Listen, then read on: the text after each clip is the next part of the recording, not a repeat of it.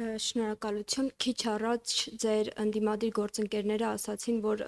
իշխանությունը խուսափում է անվանել այն երկիրը, որտեղից հիբրիդային միջամտություններ են լինում։ Ես խնդրում եմ արձագանքեք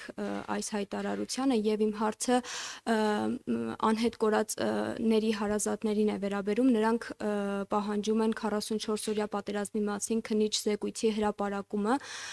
Հնարավոր է, որ ազգային ժողովում թեկուզ փակ ձևաչափով հանդիպում լինի եւ նրանց հետ քննարկվի այս զեկույցը եւ շփվել եք այս ընթացքում եւ ինչ են փոխանցում նրանք ձեզ։ Զեկույցի վերաբերյալ ձեր հարցին արձագանքեմ, տեսեք 44-օրյա պատերազմի քննիչ հանձնաժողովի զեկույցի հրապարակման հարցը բացառապես իրավական հարց է, քաղաքական հայեցողության հարց չէ եւ դրա հրապարակման պատասխանը իրավական ընթացակարգերով է տրվում։ Հետևաբար քաղաքական հայեցողությամբ դա չի կարող հրապարակվել որևէ կերպ։ Սրա մասին մենք բազմիցս խոսել ենք։ Ինչ վերաբերում է անհետ կորածների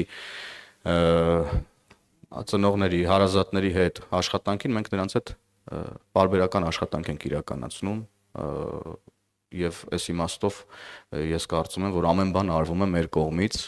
ուրեմն նրանց նկատմամբ հոգատարության նաեւ իմաստով։ Սա է ձեր հարցի պատասխանը քննիչ հանձնաժողովի զեկույցի հրապարակման վերաբերյալ։ Մյուս հարցին գործընկերուհիս կպատասխանի։ Նախ մեր ընդդիմադիրներին հորդորում եմ հասկանալ ինչ է հիբրիդային հարձակումը, հետո պնդումներ անել հիբրիդային հարձակումների հետ կապված, որովհետև մշտապես կեղծ լուր քաղաքական ընդդիմախոսների կողմից ինչ որ կեղծ պնդումները նրանք հիբրիդային հարձակումներ են որակում, այնինչ հիբրիդային հարձակումը ամբողջությամբ տեղավորվում է այն տրամաբանության ներքո, որ դուք նշեցիք, այսինքն արտաքին միջամտությունը։ Արտաքին միջամտության տեսանկյունից տարբեր են երկրները եւ մենք տեսնում ենք շատ բացահայտ հստակ կերպով ասում ենք եւ ռուսական եւ թուրքական եւ ադրբեջանական տարբեր մամուլներում մենք տեսնում ենք եթե կոնկրետ հիբրիդային հարձակումները fake news-ի մասովի նկատի ունեք, մենք տեսնում ենք հրապարակումներ, որոնց արձագանքում է վարչապետի մամուլի խոսնակը, երեկ էլ է տեղի ունեցել նման հարձակում, գիտեք, հրապարակումները տարբեր անանուն կայքերում են լինում կամ շատ հայտնի կայքի որևիցե տար փոփոխությամբ, որպեսզի շփոթեցնեն քաղաքացիներին եւ այն տեղեկատվությունը, որը վերաբերվում է վարչապետի ընտանիքին, մեր կառավարող ուժի մասին ինչ որ անհեթեթ պնդումներին, մենք աշխատում ենք պրոակտիվ կերպով հերքել մինչեւ հայկական մեդիա դաշտը կլծվի դրանով եւ ես հորդորում եմ նաեւ լրատվականներին, որպեսզի հետևեն այն հերքումներին եւ շարունակեն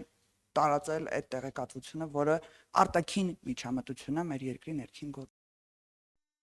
Հավանիչ տեսանյութը եւ բաժանորդագրվիչ նորությունները բաց չթողնելու համար